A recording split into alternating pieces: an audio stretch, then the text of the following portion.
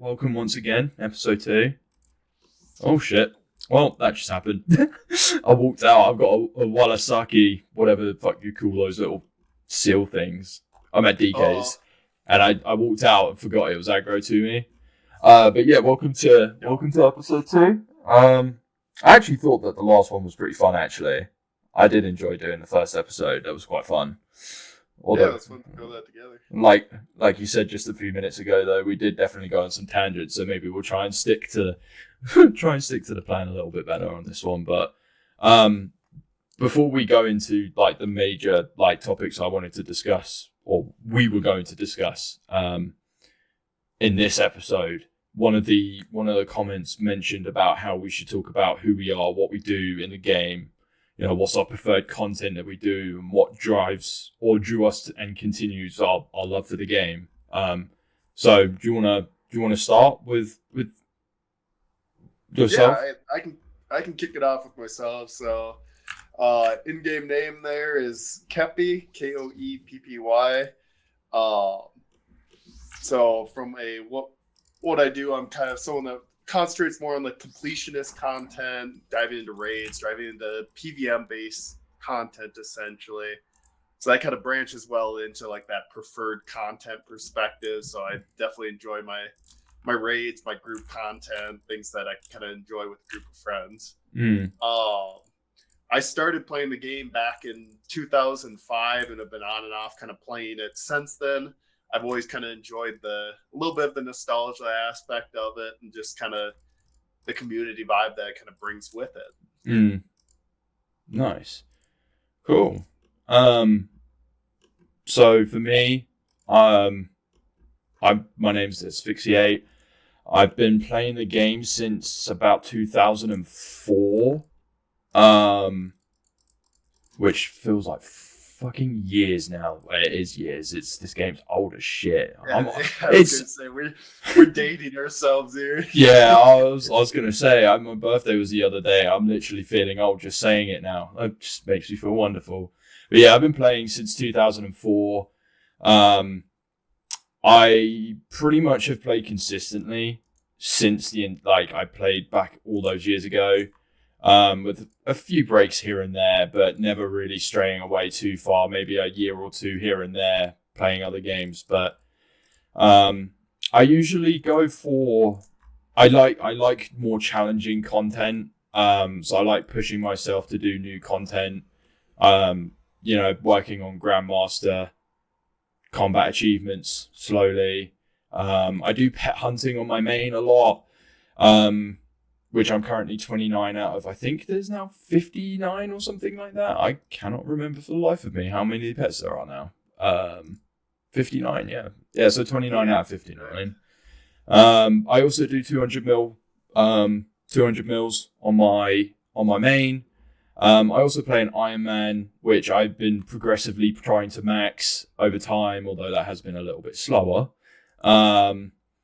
And yeah, I like just doing really difficult content, like Inferno, like trying to speedrun Inferno, doing combat achievements, trying to get Grandmasters and stuff like that.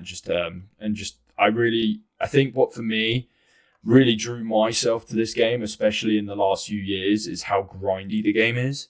I think it's a very unique way of for a game. With how grindy it is, you compare it to other MMOs or just any game really, and it's just a very unique thing, which I very much particularly enjoy. And I always kind of find myself comparing games to RuneScape, if it has that progression, because I think RuneScape really does nail it on the head in terms of progression. I'm not sure if you would agree with that. Yeah, no, definitely. Like it's a very unique game on that, and I think it's kind of you can say a dying breed on that. You don't really see very many games that try to go into that same stage of grindiness and effort to kind of move your way through it. But I think that's what also kind of makes the game special. Oh yeah, 100%. I think especially because they brought in Iron Man and things like that, or even now like collection logging, like that aspect of the game is very interesting to it's a very interesting aspect because again, there's not really any games that have that kind of that push, that desire, that want, like. Yeah, exactly. And I think it just makes the game very unique in that particular aspect. I think old school specifically, it's I think more because of the nostalgia level of it, because it became the retail version, or the like RuneScape 3, I guess it's called, is very button mashy, I feel like. And it doesn't feel quite as grindy and simplistic at the same time. Yeah, and I think that's what kind of makes old school also special on that, is like you get out of the game what you put in. If you want to just sit back, relax, and put 15, 20 minutes here, you kind of AFK, you do this, you can do that. Or if you're someone that wants to sit back and really try to push things to the next level, even though it's a simplistic game, there's still a lot of like smaller mechanics, from like one tick flicking to like learning how to ticky. Like there's so much other mechanics that you could incorporate in to get to a higher skill level, but you don't need to do that to kind of enjoy the game either. Yeah, no, 100%. I think the way that they vary the content as well, mostly looking at things like the Inferno, which is a very puzzle orientated. When you think of it from a very ground level perspective, it's it's kind of like a big puzzle, and I like the longevity of things like that as well. I think, like, for me, like, the Inferno is probably my favorite solo content to do. And Tob being like my favorite group content to do, and it's quite interesting because they contrast each other in some ways, because the Inferno they're both very technical, don't get me wrong, and I think you would very much agree with that statement. I like how the Tobs, you can very much just run in, like you were saying just a moment ago. You run in, you can just do like a 20-minute run. You could do like maybe 2 or 3 Tobs. You've got like something going on later in that evening. You just want to run a couple Tobs real quick with your boys, and then you just leave for the day and you're done. You might get a couple purples. Maybe you're lucky. Maybe you're not so lucky. Inferno is very much just like, especially from a speed running perspective, like it's very interesting. It's a bit of hard. Yeah, I was gonna say it's a bit harder on that front, because like you compare speedrunning a Tob, you're talking about 12 to 15 minutes. Correct me if I'm wrong on that. Yeah. Versus like speedrunning an Inferno, you're talking about 90 minutes. Like you're talking about what, 9 times longer? About 3 times longer now. I mean, if it depends, because speedrunning now with the Inferno, you're looking at, I mean, the world record just got broken the other day, or like the other week. It's now like a sub 42 or something like that, if I remember correctly. Oh, for real? Okay, so yeah. I thought it was still up in the 90 minutes. No, because the Grandmaster is I just had piety on that whole time. What is it? The what's it called? Grandmaster is 65. 65. Yeah, 65. Okay. And world record just got beaten with the new quiver that just came out. So it's now like 42 minutes, I think. I think it's about 42 minutes. Yeah, it's crazy. Like, if you watch those videos, like it's honestly, I think it was Rastaman, I think, who did it, or someone like that. There's quite a few people that do it. There are people that still do it, and it's really fun to watch. I find it really interesting to watch people in like speedrun content like that. Even like basic stuff like like Leviathan and stuff, but the combat achievements that came out with the DT2 bosses recently, like people trying to get the Grandmaster times for those. Right. And you're just watching Molgo Kirby going around just absolutely swinging at every single boss, getting them at like sub 30-second Vardorvis kills and stuff like that, and you're just like, that is bonkers. It's so it's nuts. Honestly, I do enjoy speedrunning to a degree, but I think and we'll definitely dive into this a little bit later, but I do have problems with speedrunning when it comes to trying to achieve certain things. We'll go into combat achievements in a little bit, and we can expand on that. But one thing I did want to talk about was the new Colosseum that just came out. Now, for those that are going to be watching this when it goes live, can already tell that I do not have it yet because I've not been playing the game very much recently. But I have played it enough to know what's going on with it. And I know that you've been going for it recently, haven't you? Yeah, I've been diving into it pretty heavily. I typically can get to that boss consistently. I know it's one of those nerve situations. I'll having it here soon enough. Yeah, I think I like from a content specific, like if we're just looking like kind of like breaking it down. I do like the fact that with the Colosseum, it's a much more condensed version of Inferno, because I feel like, especially for anyone who's already done the Inferno, it's a little bit like, you know, do I have to go and do all this, you know, these waves, what is it, waves like 1 to like 56 or something like that, and you're just like, it's just easy. It's not, right. You know, and I think the fact that they've kind of cut that off with the Colosseum, it's pretty much like wave 1 is very quick, very easy.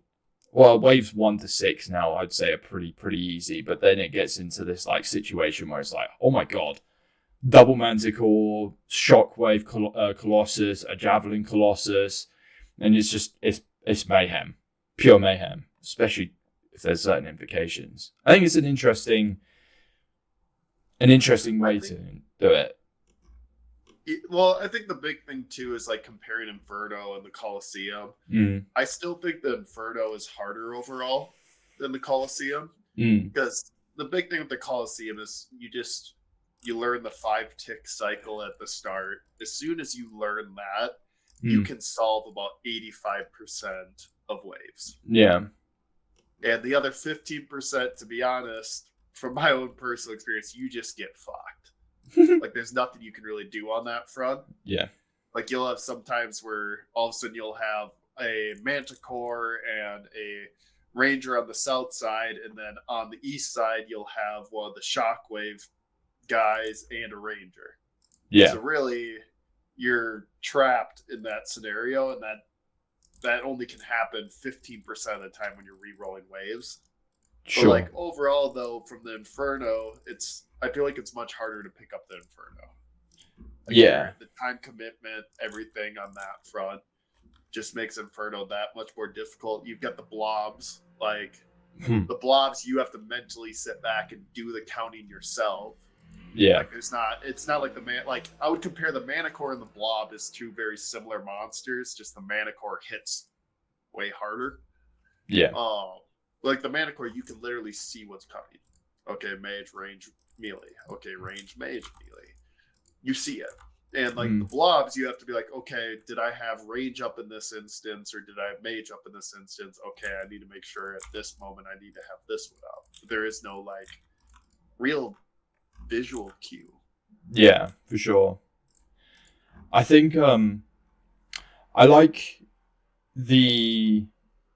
I do find it kind of interesting, because the one thing that really threw me off, like the one major thing that threw me off with the Colosseum, is the fact that, you know how recently they have a lot of the monsters, like for instance Toa, when you're gonna get hit by something, it's on the tick that it actually hits you, rather than the action prior to, like, it calculates the damage, if that makes sense. Like Zebak's Jugs, right? Yeah. And they're chopping and changing between when a hit gets calculated and when to pray with different pieces of content. It's like, it's very bizarre why they keep chopping. Like, I think there's a couple other examples that I've noticed. I think Inferno might be one of the other ones where it's like, not necessarily like the mages and stuff, like the rangers and the mages. It's definitely like it calculates based off of the action prior to. But right. The Jads in that do not. Like, they do their action, and then there's a point when you pull up your prayer. Because if you're doing like the 6 Jad challenge, you can tell. It's very much like, if you go into that, you can tell, because they'll do the animation, And then there's a point after that animation has happened that you pray mage or range. And I find it very bizarre that they've kind of made it like they chop and change it. So, well, and I think part of that though is like you look at pieces of content and it's like, okay, which will increase the difficulty but not make it astronomically more difficult. Like if you look at, let's say they just took all new content and they made it similar to Toa, where it's when the animation hits you, that's when you need to have the prayer up, right? Imagine how easy if they had that with Inferno. Like you just keep your prayer down, you see the orbs start coming at you from the blob, and you just quick flick it on, and that, like, I feel like if you go down that approach throughout, like I think that's why they're picking and choosing a little bit. Yeah. Is like, how much astronomically easier is this content going to get if they do it like an approach like Toa? Yeah, this is true. I didn't actually really think of it that way. Yeah, because like you look at Jad. Jad's a prime example. If you had to flick it the moment it was about to hit you, you wouldn't really have as much shakes in the situation, I feel like. Versus like now what's going on with Jad, when especially people just starting to pick it up, just starting to learn it. It's like you see him go back at your heartbeat, you're like, that's range. No, it's mage. No, it's this. You're like, you panic, and then that, like, really the overall timing is not your problem. Yeah. It's the fact that you have to think about, like, you have to see him do it, and then you have to try to figure out what's the best way to react. Yeah. Yeah, that is an interesting way to look at it. I definitely didn't really consider that an option. And actually thinking about it, it does make it easier. I didn't really think about the fact that whether or not it makes it easier. I was like, for me, it was more about consistency, because I'm just like, for me, it's like irrespective. Like, it doesn't matter whether or not. It's more, for me, it was more about the consistency of doing it rather than actually how difficult doing that piece of content because of that mechanic. Well, I guess you could still call it a mechanic. But yeah, I mean, I don't really have, like, looking at it from a Colosseum perspective again, like, I don't really see there being many issues with it. I mean, yeah, like you said, the spawns can be a bit wonky sometimes, but ultimately, like, from the whole content as a whole, I would say it's pretty solid job. I think the start of it was a little bit wonky with the invocations, you know, Doom, Bees, Totemic, being like the major three, like, kind of like, if you get some of those, it's like, this run's a little bit ruined. I'm probably gonna consider, backing out and just start again, because it was like, there was at some points where I'm sure you remember it, because it wasn't that long ago that this came out. Like, if you got to like wave 3 or 4 and you have like Myopia 3, or, well, maybe not Myopia 3, but if you had like Doom 2, Totemic, or Bees, or something ridiculous like that, or like Blasphemy 3, it's like, I'm wave 3, let me just finish the wave and then I'll just go and do it again, because I don't want to have, wave 6 all of a sudden and it's just like, oh yes, I've been hit by Manticore for a 20 and I've lost, 15 of my prayer points or something stupid like that. Yeah. And I would say, like, in the beginning, the big 3 everyone avoided was, you avoid Bees, you avoided Healing Totem, you avoided Doom. Doom was just because you had 20 stacks for the entire run. That's fucked. Like, that's, especially if you get it way early on and you get less. Well, what was it? I can't remember in the earlier stages. You get less overall stacks or what it was, but that was fucked. And then also, you, from like a Bees perspective, how quick they kept spawning. The same with the totem. Yeah, like it was just. And then you also had Doom Scorpion in the beginning too. Yeah, which was just as screwed. I think now when it comes down to invocations in the Colosseum, I think they did a great job. I think that they've kind of, like, there really is no, like, if you were someone that gets experienced with it, there is not a single invoke that I would say is a showstopper. Maybe Doom 3 if you get to that far, but like, you could take Doom 1 and 2 You could take bees. Bees spawn slow enough. You could take healing totem. Like I would say none of the invocations that they have now are just flat out so punishing that they're not worth taking. Yeah, I would agree. Yeah, they definitely, especially the Manticore one that they brought out, the Manti Mayhem, I think it's called. I think that was a really good one. I actually like that. It makes it doesn't completely ruin the feng shui of things too much, but it's enough for it to be like, okay, this is still difficult, but I'm not freaking out too much about it. I think in the later waves it can get a little bit screwy because like usually if you've got like mage and range, you can do your 1 ticks and your 2 tick like off ticking with the mages and the rangers. But the minute you get Manti Mayhem 3, if you have like melee at the beginning or melee in the middle, it's kind of like, oh god, this is if things aren't stacked up quite right, it can get a little bit wonky. Right. But I've watched a lot of like No Monkey doing his like speed runs and stuff, and I've noticed that he's I think even with like Manti Mayhem 3, you're not going to have too much of a problem. Right. Yeah, and I think that it definitely keeps things a little bit more interesting and more fresh. It was kind of nice to see in the Colosseum that they did use some of the Inferno mechanics, but I do like at first I hated it just because I just didn't like dealing with it, to be brutally honest. But the fact that all of the pillars are essentially in line with each other, I think is a good thing for the Colosseum because it makes it where you really have to try to get smarter with your movements. Yeah. And like there's a lot of little mechanics that I've learned on that. The only thing that I would highlight that I don't know if you knew about this or not, there's currently a bug with auto casting that was introduced with the auto cast change that essentially on certain tiles your character cannot auto cast. Wait, what? Yeah, your character will just look at the monster and never cast the spell. Oh yeah, I think you actually showed me this the other week. Yeah, I remember seeing it now. Yeah, you were just like very confused, and then I was watching it, and I was also heavily confused. Essentially, what I've learned is the only workaround on it is you literally have to turn off your auto cast and then turn it back on. That's the only way you can maybe get it to fix. But like, especially when you're like in a high stakes situation,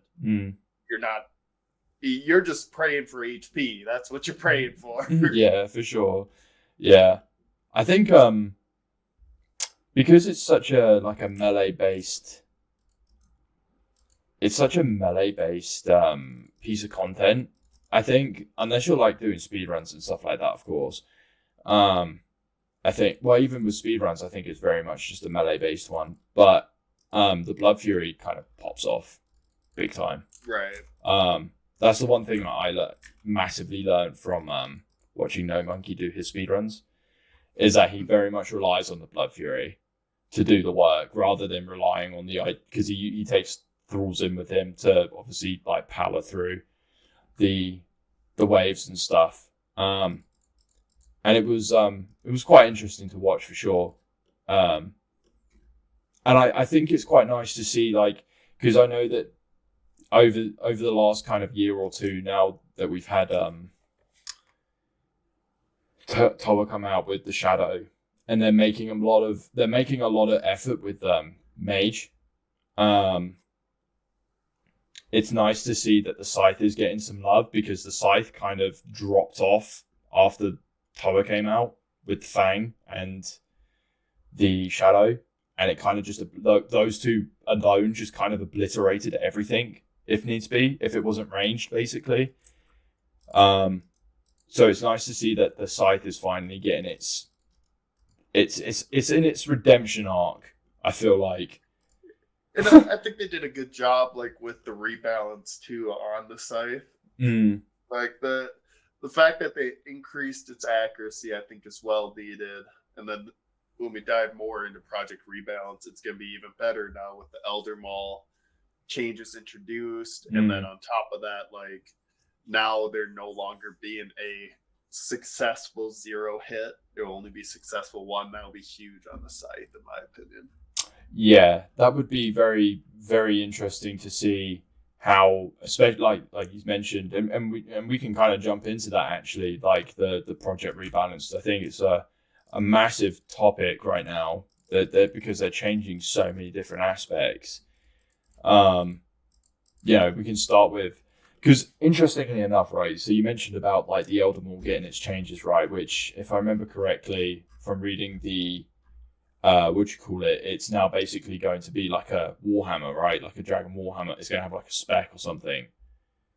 Yeah. Essentially, it's going to be a more accurate version of the Dragon Warhammer, and on top of that, it's going to have a greater defense reduction. Mm. I think from the Elder Maul perspective, that is a well needed change. I mean, that item is from a receiving the item at Chambers of Xeric, it is on the same tier as a Twisted Bow.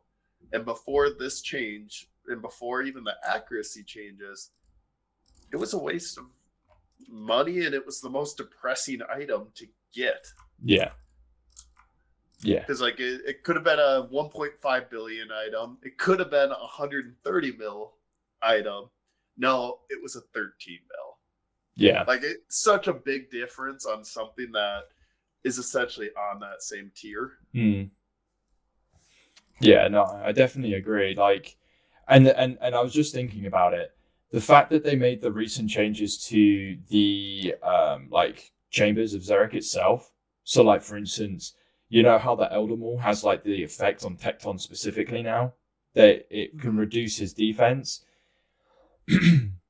It's like now if you drop that spec, I don't know if it's going to stack or anything, but it's interesting to see that that's now going to have like an additional effect. Like it's actually worth bringing that in over, say, the Warhammer. I mean, it's a two-handed weapon, so it's like, I don't know. I think it's definitely going to change the metas though for a lot of things, obviously, because it might make things a little bit easier. Like if you take it into like, when we're doing like hard modes and stuff, and you need to like do defense reduction on what's her face, Maiden, and stuff. Yeah, well, like I think it'll introduce quite a bit of I think it's a well needed change around it, because I think the other thing that they highlighted there too was like, okay, this is going to be excellent now for people that are commonly using two-handed weapons. So your Scythe, your Shadow, your T-Bow, things that you don't really have a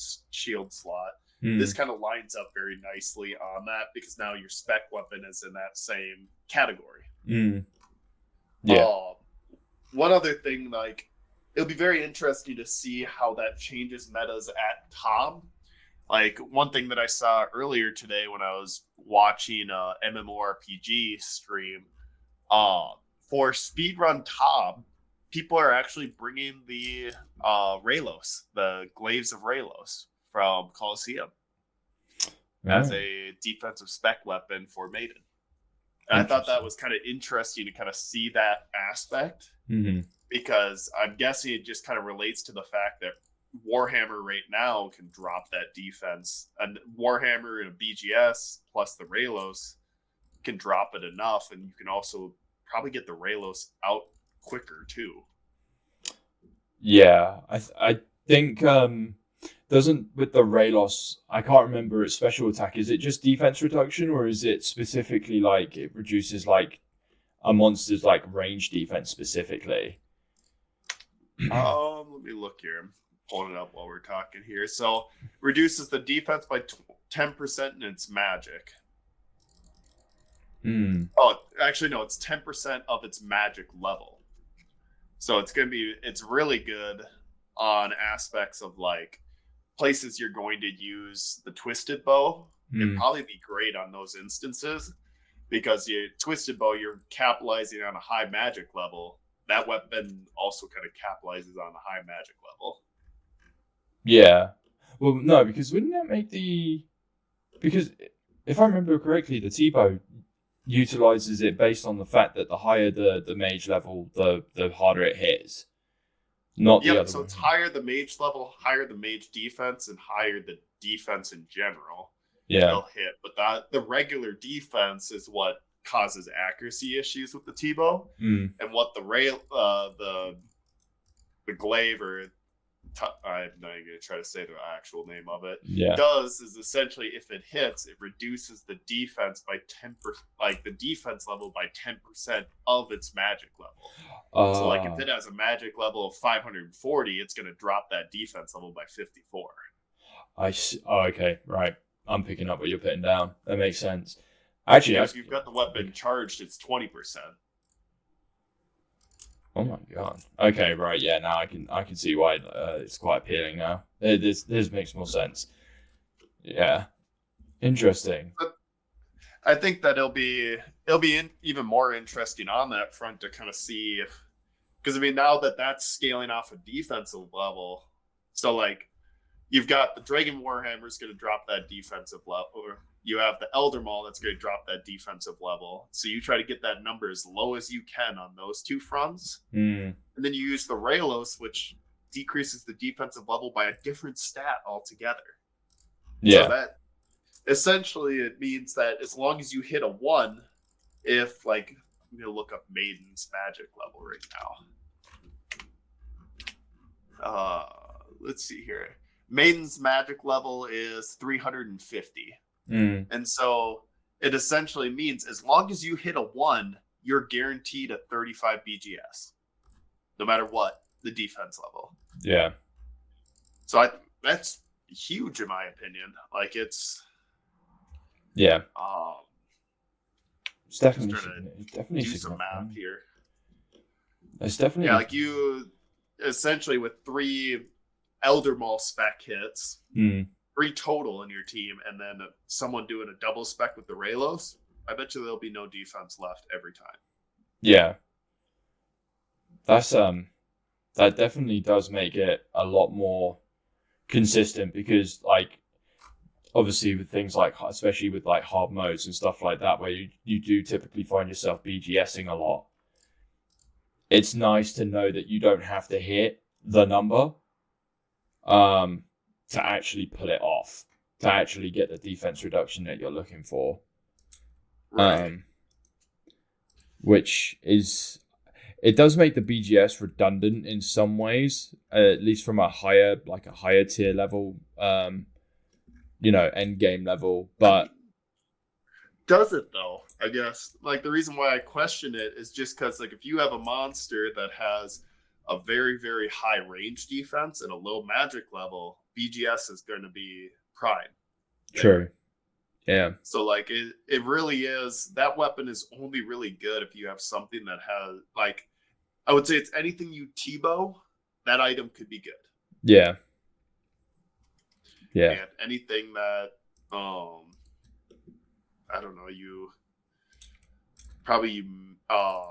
mage probably is not going to be even remotely worth using that weapon. Yeah. Yeah, no, that makes sense. So just waiting for that moment where we start getting I suppose we already have it, the accursed scepter. I was gonna say, like, we have a mage defense reduction weapon, but accursed scepter is that. But I think a lot of people forget about how good that actually is. Yeah. I remember we did that what was it, when we were trying to do the combat achievement for Toa, where you couldn't use anything above like a certain tier. I think it was like tier 80 or something, like, or tier 75 and below, wasn't it? And we ended up taking like Arams, like 4 Arams with like accursed scepters and stuff. It was so, oh god, I just PTSD from that. It was a funny time and everything, but damn, was it a struggle bus. Yeah. I remember, I think it was the P2 of Wardens, and was it Arca, I think, was also quite painful to experience. Well, so we did it twice. We did the first time where we did barrows only. And we tried to be doing like barraging and stuff, and that was just a living nightmare. Yeah. Because like, if I remember correctly, the Carol's crossbow actually didn't do half bad. overall. Yeah. It was like our biggest pain point was the Aram staff.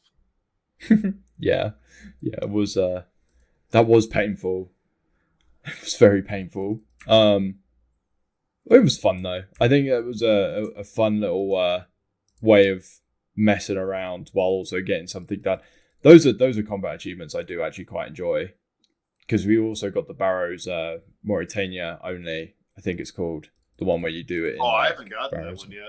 No, neither have I. I've attempted it quite a few times, but we keep getting to Zarpus and then it just ends up going down the pan. But yeah, there's like, going back to obviously the project rebalances, like there's so many changes that they're making at the moment. Like obviously we've just spoken about the Elder Maul. Then you've got the Void Waker, which has just been cancelled. Which I think is overall the right move, in my opinion. Yeah, for sure. I think that it's I agree with what they've kind of stated there. When they get further down the line and they have new weapons that kind of help counter high defense monsters, then it's maybe time to move away from the Void Waker. But like right now it is niche use, because if you have a monster that has low defense, Dragon Claws out DPS's Void Waker easily. Yeah. But if it's something that has such a high defense, that's really the only niche case. You use it at what? Bardorvis, Duke, even Duke, you BGS. Yeah. It depends if you're doing like a speed run with it, because like for speed run, I think it's double Void Waker spec, if I remember correctly. I mean, obviously, also go on. I was just gonna say, but like even like Xerite Crossbow kind of takes the place of the Void Waker on a lot of instances.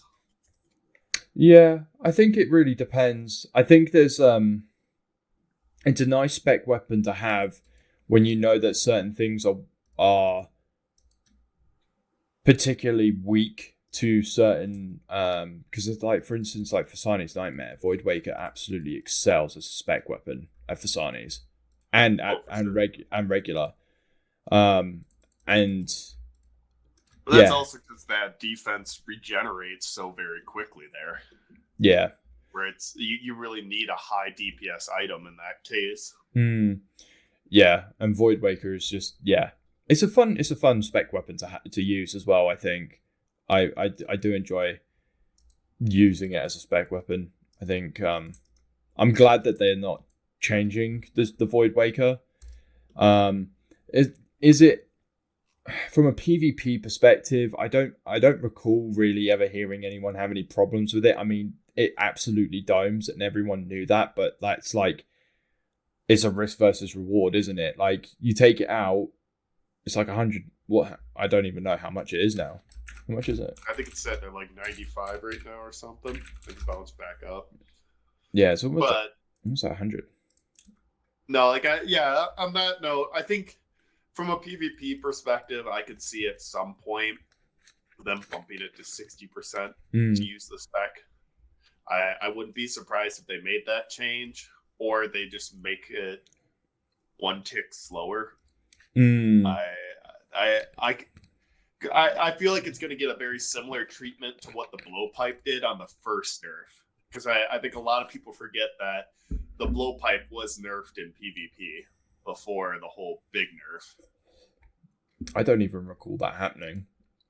It was back when the blowpipe did like almost like an MSB spec where it double spec'd, and on top of that it was 3 tick on people. Oh, I did not know this. PvP. I did not know. So it was insanely broken at first in PvP. And people were like, you got Venom that's getting hit too. Like, it literally was just a living nightmare to go against essentially what you would call a blowpipe beer. I didn't even know that was a thing. It lasted about a month, and then they nerfed it because it was just that level of broken. I don't even think it made it a month, because like it literally was like, because like if you recall what the blowpipe was like pre-nerf, it like you put Dragon Darts in that thing, and that thing out DPS most weapons. Now imagine you take that and now you use it on a peer, for example, a person with 0 defense, it's just going to nonstop hit 40s on them. Yeah. Oh, do you know what? I do recall it now, thinking about it. Although, yeah, I do recall there vaguely being an issue with it. I actually wouldn't be opposed to it being maybe like a. I think the likely option that they would want to go for is making it a 5-tick, like Void Waker. This is making the Void Waker a 5-tick weapon, but again, I kind of like it the way it is. I don't think that I don't think it needs to change for a while at least. Yeah, I think it'll stay the way it is. I guess I'm just saying what I would think potentially could happen to it, but yeah. I don't see them especially because of how much the community pushed back. Like they came up with 3 different proposals, if I remember correctly. And like at first they were like, no, everyone's like, no, it's horrible, it's awful. And then like the second version was like, what was it? First iteration, it was like, okay, when you use it on Nex, it's a 60% chance he'll hit. And then when they buffed it after that, it was up to like a 73. And then I think it maybe got buffed to an 80. I might not be right on that. But like essentially, but people are still like, no, 80% hit. No, we want our guarantee on this because it's such a niche use. This is for the ZCB or for the Void Waker? That was Void Waker. So originally they were like the proposals that they threw towards Void Waker was, at first they just made it where it just had a really high magic accuracy. And then people did calculations with that magic accuracy and pretty well came back to like they used Nex as a good point of reference where it's like the first iteration, you had a higher chance of proccing with the ZCB spec than you were the Void Waker spec. And then the second iteration was like the Void Waker has a little bit of a higher chance to proc than ZCB. But the ZCB, you get 110 damage versus the Void Waker cap at 70. Yeah. But yeah, like that's what they initially were like going through the waves, and they kept trying to they're like, no, let's not make it guaranteed. Let's do this. And everyone's like, no, give me my guarantee. Interesting. And then they finally gave in on that. I think that was going over the last 2 weeks or so. Oh, okay. So this is fairly recent. That will explain it. I haven't. Right. I do remember vaguely hearing something about it, but I was just like, yeah, I couldn't remember quite off the top of my head what exactly was happening with it. But they're still doing loads of other stuff. I mean, obviously, they're nerfing the occult necklace now. And they're moving things around for Mage. I know that's I think they decreased that nerf a bit too, if I remember correctly. They it used to be very, very heavy, and then I think they bumped it back where at least you'll get 5%. Because I think where's it at right now? Isn't it 10? Yeah. So they're having that, but they're also I think they're doing kind of right on that. They're kind of like balancing it throughout the gear. Ancestral, I think if you have a shadow and you go with max mage, actually the new proposal is better overall. Yes. Like you get increased damage. Yeah. But like that's for like the max. But I think that like what they added in with like, okay, if you go get yourself Arums, so 3 pieces of Arums, 3%, it is a bit of a nerf. I mean, it's like if you look at it in comparison. Well, I guess I'm just trying to think it through here too, because like right now the only things that give you magic damage bonus is the necklace, the cape, the gloves, and then you're talking about Virtus or Ancestral. Yeah. And like super endgame rings. Yeah. So I think with them adding it, like giving armor, more armor, I should say, magic damage, and then also giving it to like Eternal Boots, giving it to the Prayer, which I think that is massive on its own. Yeah. Yeah. I think it's a worthwhile change. People aren't going to be happy about it because now they're going to like they can't go to Barrows and just wearing their occult and they're tormented in their backpack, like in their cape. Like they actually have to wear real mage armor. Yeah. I mean, also go. But yeah, nope. Go ahead. I think the changes that they proposed, there is one thing that I do have a concern about when it comes to the mage changes that they've made or proposing. Sorry, but everything overall, I think is good. Especially when it comes to like you said, like things like Arims and all the like kind of mid-tier gear and everything, like getting the changes that they're proposing, I think ultimately is good. I think especially for someone like an Iron Man, like I can definitely relate in this instance because I have no Ancestral whatsoever. I have no Virtus on my Iron. And not having the mage damage bonus that you would typically find yourself getting from Ancestral and stuff really impedes on things like for me to grind out the Shadow. And even if I did get let's say for instance, like hypothetically, if I did have the Shadow, having the pieces of gear that I have currently doesn't really make the Shadow worthwhile using. Whereas at least with these changes, it would make it. It's still not going to be great, but at least it's better than it was before. Yeah, well, and I think this kind of makes the gear progression for mage semi-similar to the gear progression with range. Like you look at the gear progression for range, you're talking about marginal increases for a hefty price. Yeah. Like you look at Pegasians versus God D-High boots. I think you get what? 1 extra max hit? I think you're right. Not even. I think you might be right. Why do I have a feeling it might be 2? I think it depends on what you're attacking. I think it depends ultimately on what you're attacking. I think it's a max of 2, but usually on average it's a max of 1, and in some instances it does not affect it at all. Because there's sorry, go. Nope, go ahead. I was going to say, like in some instances, like regular chambers, it's not even worth bringing pegs in. Like on a average scale, like you don't bring pegs in. In a CM, it's slightly different. Pegs are definitely worth bringing in, especially for the accuracy because you use it so often. But and you'll definitely notice the difference between pegs and like D-high boots. If you have max gear and everything in a CM, but not pegs, and you have D-high boots, you could probably tell a difference with that. Like there's probably 1 or 2 max hit, especially like on something like Arm's Head. You'll definitely notice the difference. But if you're doing something like, I don't know, Zora or something, then it probably doesn't even bloody matter at that point. Like you could literally not care. You could. Well, and I mean, we're talking about there too that like, at least in my eyes, going from God D, like I know this isn't fully true, but it's kind of true throughout the other parts of the range armor. You're technically dropping 2 tiers. You're going to best in slot boots to a clue reward. Like there's no middle one in between there. There's no Arma boots right now. Yeah, this is true. Who knows? Maybe 1 point, but yeah. And I think that's where they kind of are capturing a good progression on that, in my opinion.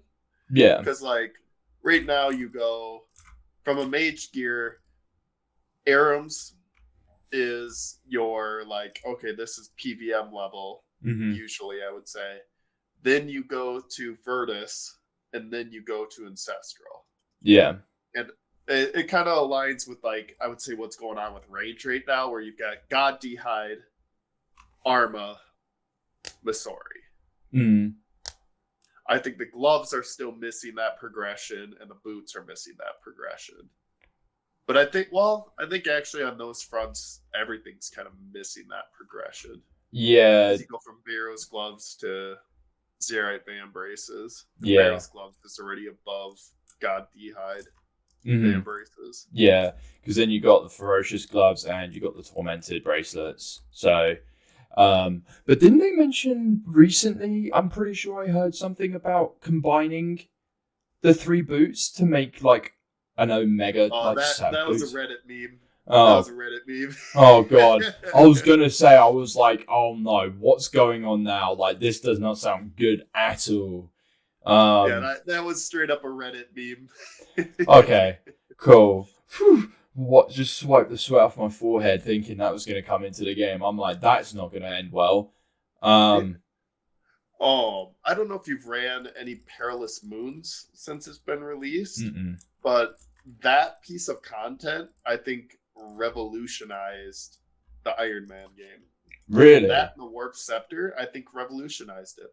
From like The a reason why I mid-game? say, yeah, from a mid-game perspective, because so if you look at the Blood Moon armor, Mm-hmm. it is actually more tanky with Mage than Bandos.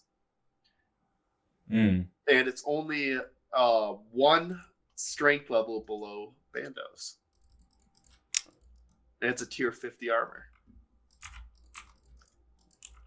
So like they actually now have a tier 50, realistically a tier 50 build that you could do.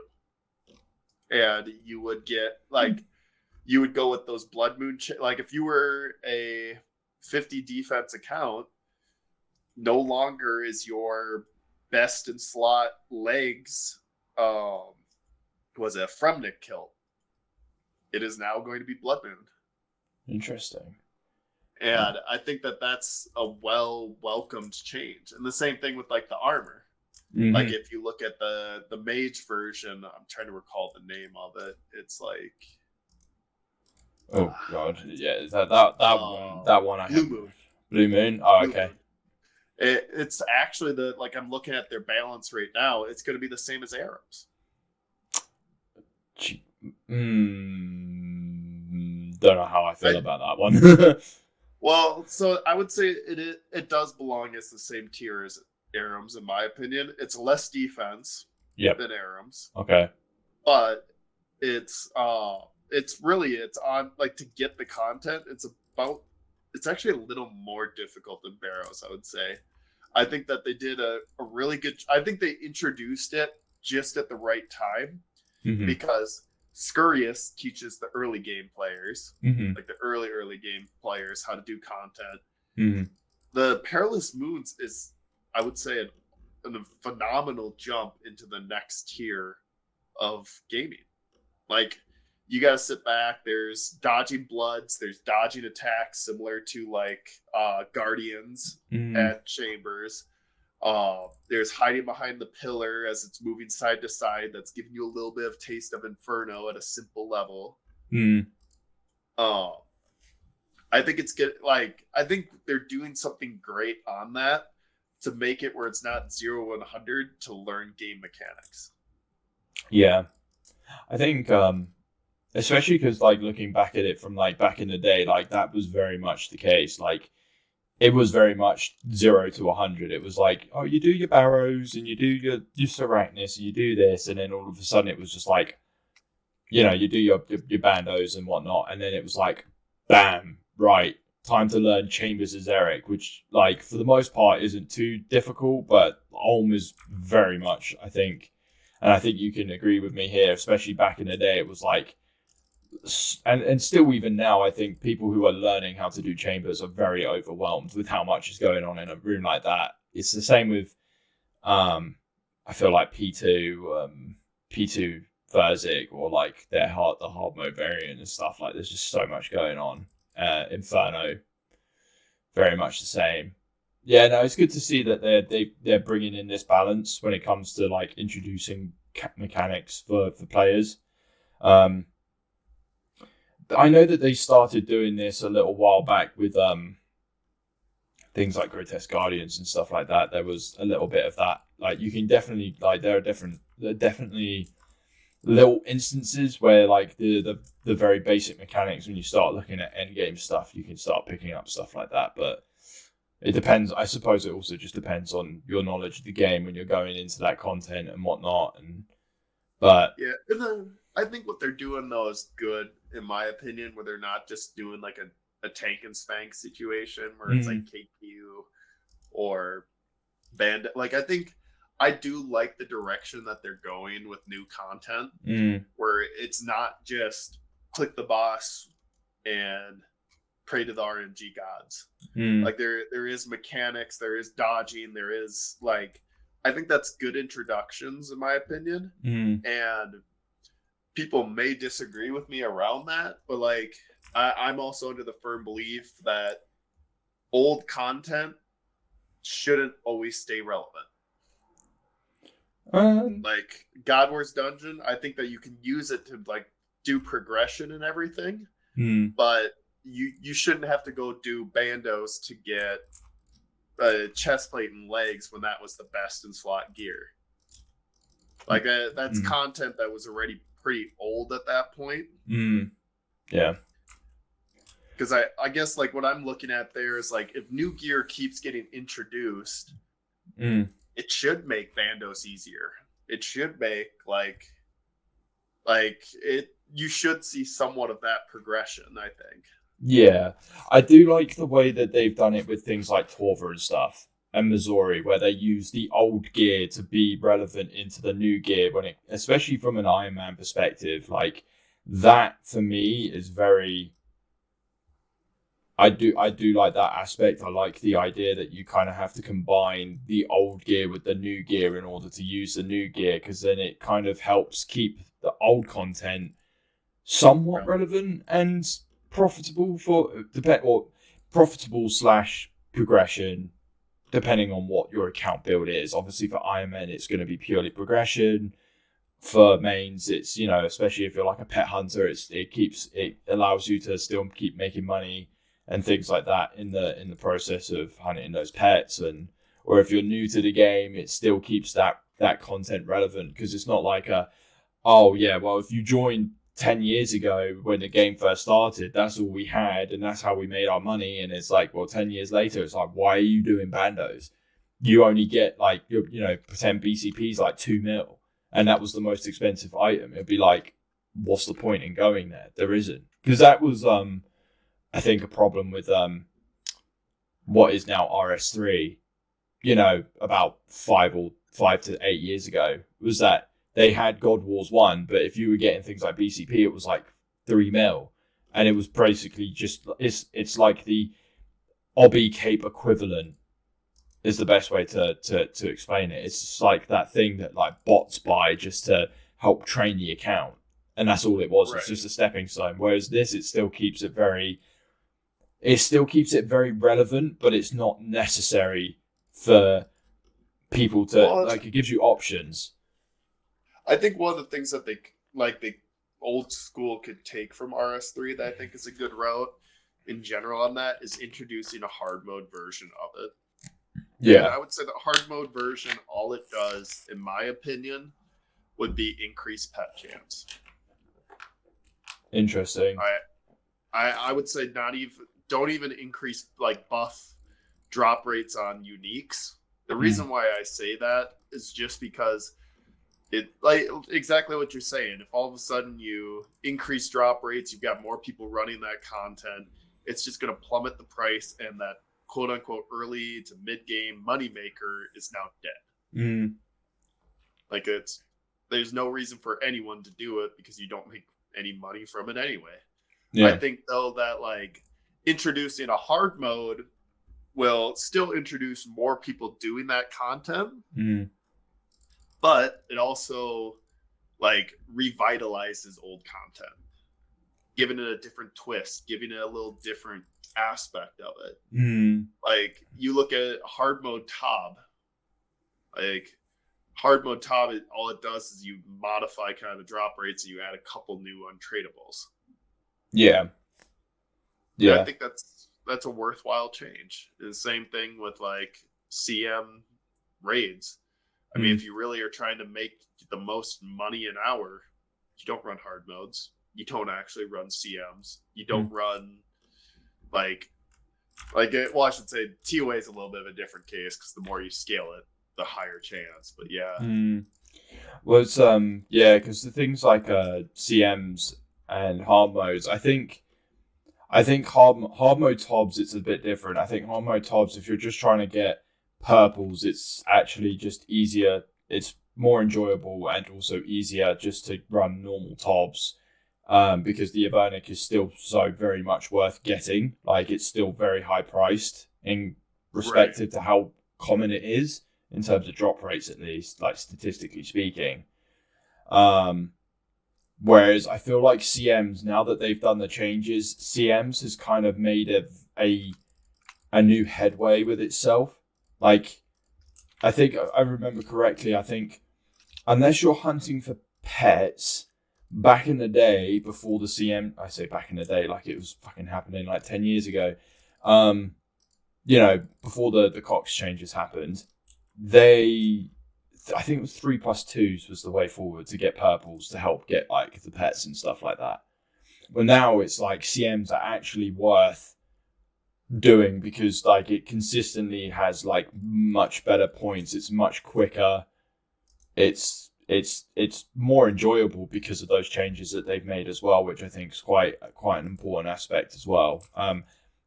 So I think though, actually, from like a quote unquote purples an hour perspective, I think regular chambers actually still beat CMs. I think that it's just now doing scaled CMs is realistic, and it's kind of a way to refresh the content. But I think actually all you would do on regular chambers now is you would just scale it higher. Yeah. Yeah, with regular chambers, it's definitely like you can scale it a considerably larger amount. With CMs, I think I suppose it depends on how efficient your teams are. If you're doing like no preps and stuff, like you might be able to do like 3+3s or something. Well, not maybe 3+3s, that doesn't work, but 3+2. I think we were doing 3+2s pretty efficiently, if I remember rightly. When we run it in comps and stuff, we scale it to a +2 and we can still get the time relatively well. And I think doing a lot of the changes that they're planning to make in terms of like, like the mage gear and certain weapons and everything like that, I think is definitely going to make that a little bit more like it's going to be easier to do that content, like continue to do that content without like just scraping by time while doing those scales. If you're like more casual, like it makes it a little bit more like consistent for you to be able to go like, oh, we're going to do a 3+2. We'll definitely have like 5 minutes to spare when we do it, because of the fact that like the Elder Maul is like, unhinged or whatever the new metas may be, especially with like all these like new rings and all that good stuff that's come into play.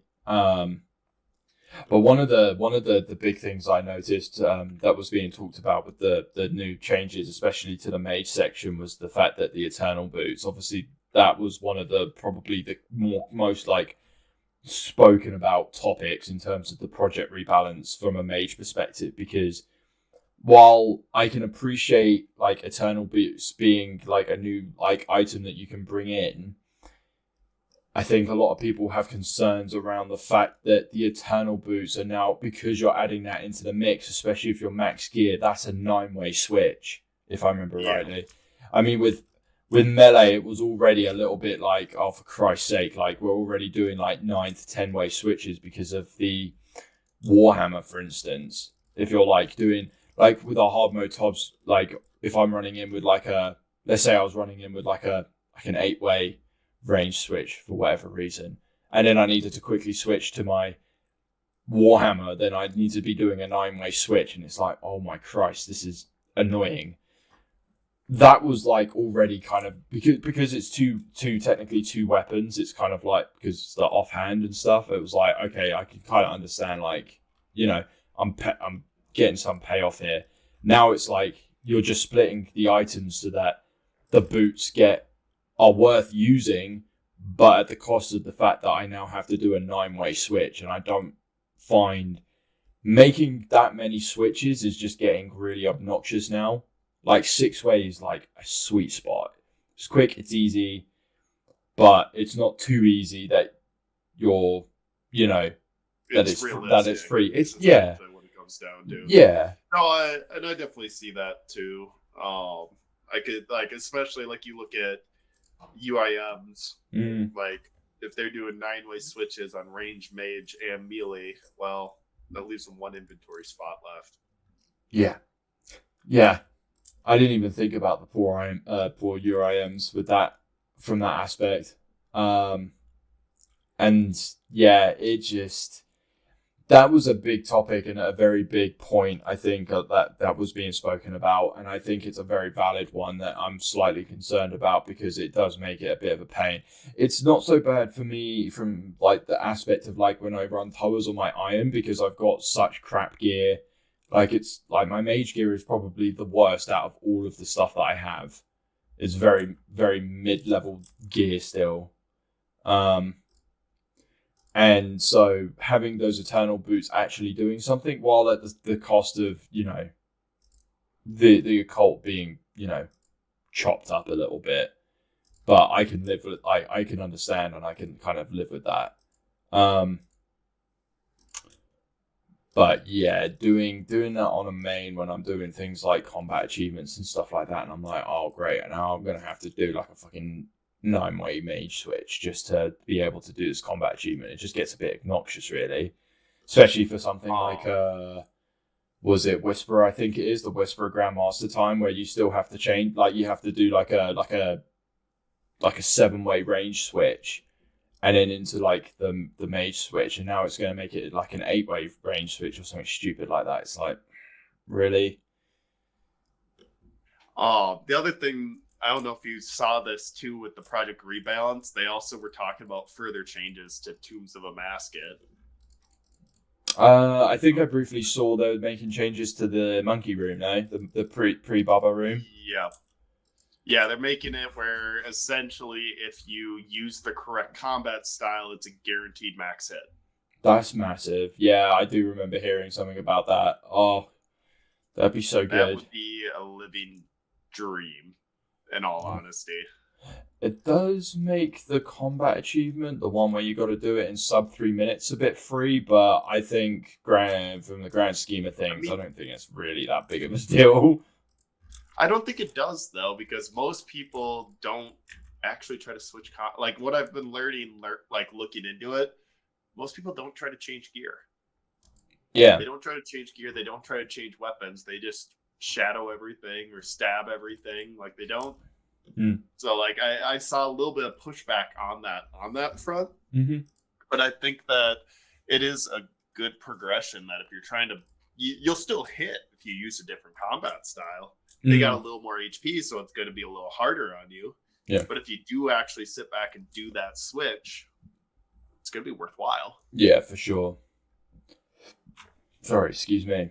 Yeah, I kind of like the fact that they have things like that. Like, it kind of forces it to be a bit more engaging, like the content specifically. Especially, I'm fucking strange. I like things like the Nilo room. So like for me, the Baba room never really bothered me because it very much was like that. The only thing that really annoyed me with the Baba room was the explosive, the cursed baboon. The one that trails the poison's annoying. Sorry, that one's the annoying one. Oh, the cursed, yeah. Yeah, the cursed one's just the bane of my life. But in the grand scheme of things, again, like, yeah. That is a good change. I will agree. That is a very solid change. That will make it... I think it makes it more engaging, a bit more... And it also it rewards players who are willing to change said gear. To, like, it rewards them for being quicker, essentially. I think it's a good change. Yeah, I think overall it's a worthwhile change. Like, overall, I think looking at the Project Rebalance from, like, in general, the gear buffs and changes on that, I think are worthwhile. Mm-hmm. I do also like that, like, the aspect of decreasing the Dragon Warhammer drop rate. A 1 in 5k drop now for it's not even a top tier defense reduction weapon. It's rough, yeah, in my opinion. Yeah, and then like Fasani's Nightmare and Nightmare increasing the drop rate there, I think will kind of revitalize that content, because as soon as people stopped like needing a high crush armor, Nightmare died. And Nightmare didn't even like lightly die. It plumped. Like the introduction of Torva killed Nightmare. Yeah. I think the thing is, I remember even before Torva came out, like the Inquisitors was never really that useful. I think people have recently, with the the opening of the fact that the Ring of Stone tech with Sarachnis allowed for a new boss to have a meta, but again, it's very minimal because Sarachnis is a very easy boss just as is. But even like when you look at it, ultimately, I think Inquisitors pre-Torva Inquisitors was Tob, CMs, Fasani / Nightmare. Yeah, you could use it at Tob if you had the right gear and doing all the strats. I think Inquisitors was a very good go-to. Oh, for Sodaseg. Yeah. For specking Sodaseg. Yeah. But even then, again, Inquisitors has always been very cheap. The orbs, I mean, Volatile's probably actually been the most consistent one. I think Eldritch kind of has gained some traction with some pieces of content. I'm not really too sure behind how that's managed to work out, but it has. Well, so Eldritch, it's because of the Life Bearer. Eldritch was the cheapest one for the longest time until the introduction of the Life Bearer. And now you have a weapon that you can consistently recharge prayer at a speed that it, mattering your RNG, of course, is almost sustainable on its own. Yeah. So that's the reason why that one skyrocketed. And then Volatile has always been a relevant PK weapon. Yeah. And so that kind of kept it in relevancy on that front. Harmonized, I think, and I think part of with this Project Rebalance, it'll give a little bit of love to that Harmonized orb with the fact of like being able to use the standard spell book more. Because I think right now, outside of Fire Surge at PK and Fire Surge at what? Ice Demon. CMs. Yeah. It's useless. I mean, no one uses it. Yeah. I mean, now the tech is when it comes to CMs, if you're trying to do speed runs, especially for like solos and stuff, where people are trying to break the world records for CM solo, especially CM solos, is actually to take the mages the mage skill cape, and you switch spell books midway through the raid. You go from being on standards during the beginning of it because you cast vulnerability on Tecton, and then you cast fire surge. Yeah, fire surge on Ice Demon, and then you change spellbooks to Arceus, and then you use Arceus for the rest of the run. Apart from, I think you do you change to Luna's, and you spellbook swap to Arceus when you need to summon a throw. That's it. And that's the meta pretty much. It's pretty much use Luna's to utilize the ability to change to other spellbooks and then do that. Which I think is quite engaging. It does make content that for some people was very easy, like CMs for a lot of people was very easy. It creates a new avenue for speedrunning, because you see it in a lot of stuff like DT2 bosses now, where you do Venge Bomb thralls. There's a very up and like very useful aspect to speedrunning. But yeah, in terms of Nightmare and the gear it has,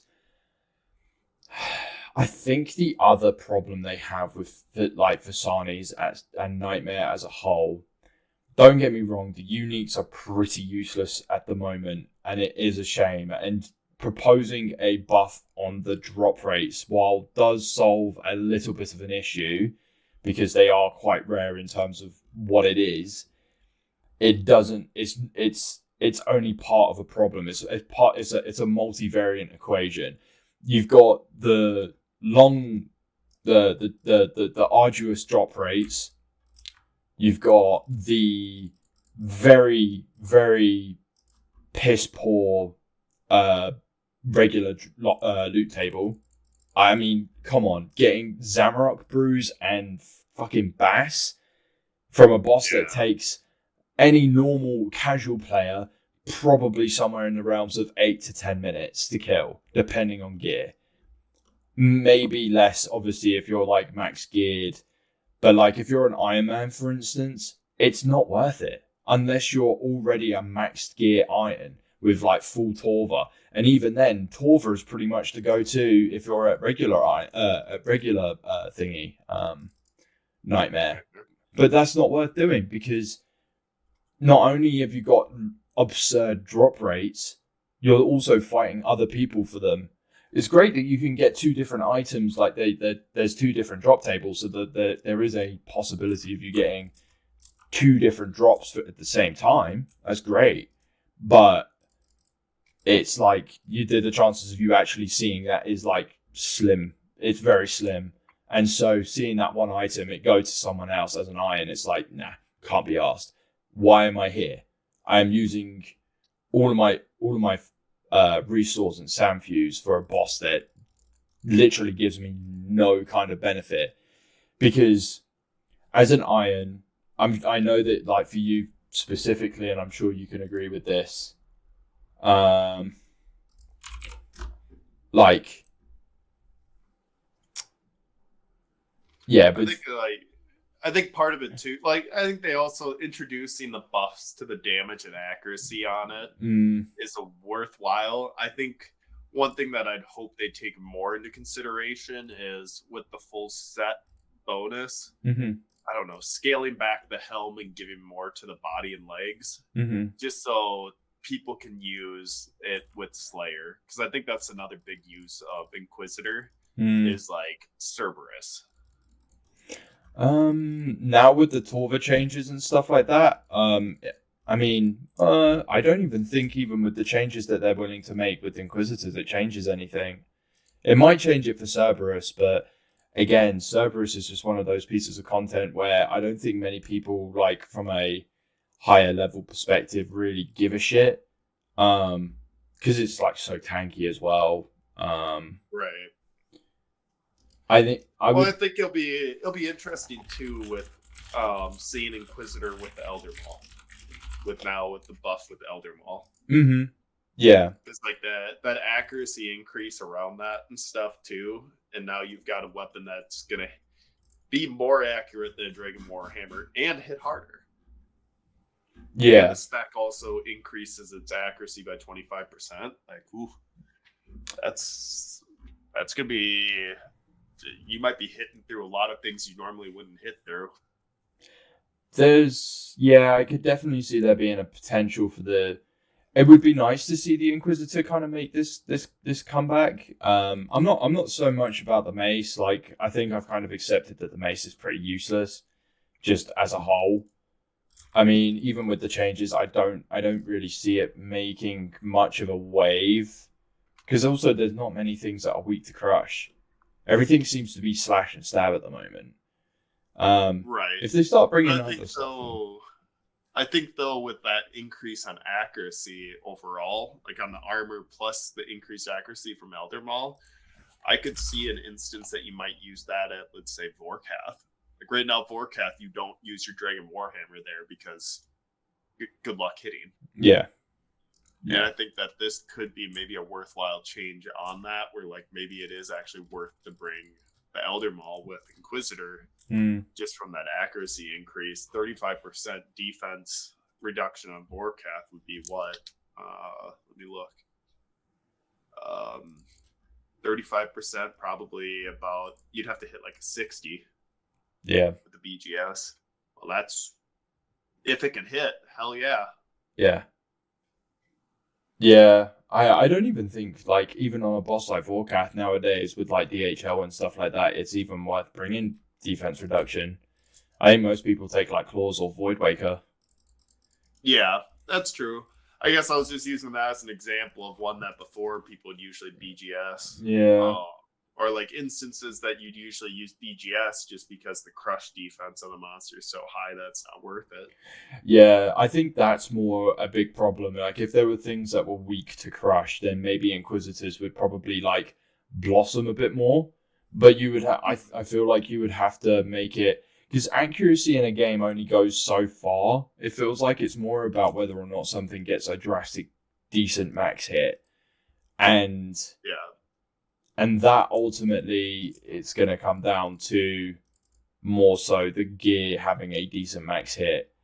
I think if you're looking at it, because especially with Inquisitors, it's very much a glass cannon build. No defense. It's the same as adamant armor from a defense perspective, but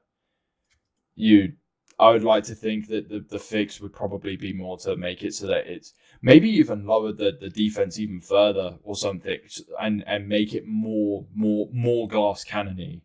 That's not a word, but you know what I mean. Yeah.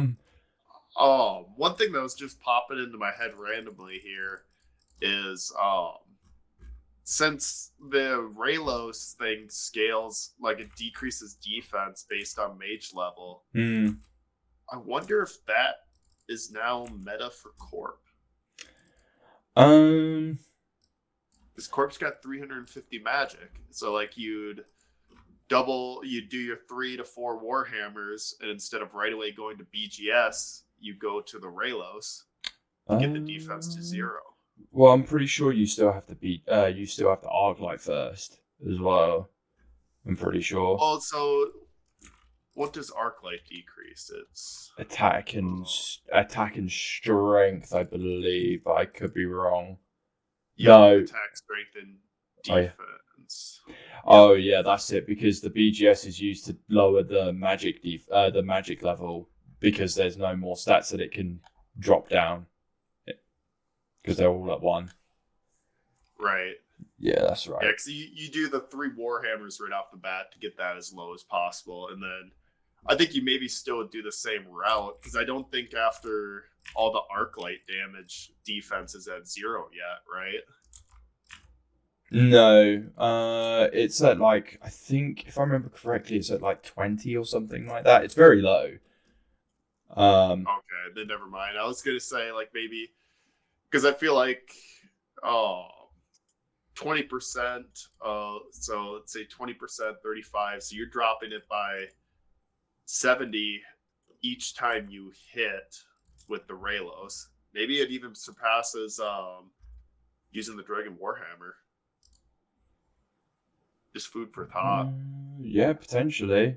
I'm sure someone's gone around testing it. Yeah.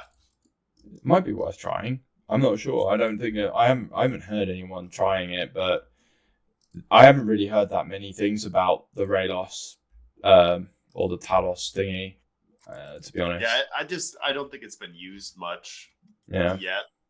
I think people are still figuring it out, and I think part of that is just from like the cost to maintain it. Right now, it's kind of too spendy to maintain. Yeah. Oh, is it got to be charged with the Sunfire stuff? Yep. Yeah, that would probably explain a lot. Hey guys, thanks for watching this second episode of the podcast. Apologies that it's a little shorter than we wanted to. Kep wasn't feeling all too well when we were recording it. One other thing as well is that I noticed that my recording software decided to double record my audio, so it might sound a little funky in this episode. I do apologize for that. I have managed to fix it now, as you can tell, and so I'll make sure that it doesn't happen again. Thank you for all watching the second episode. If anyone has any topics or anything that you would like us to cover, leave a comment. Let us know what you would like us to discuss in the next episode. Other than that, I hope you guys have a great rest of your day, and we'll see you in the next episode.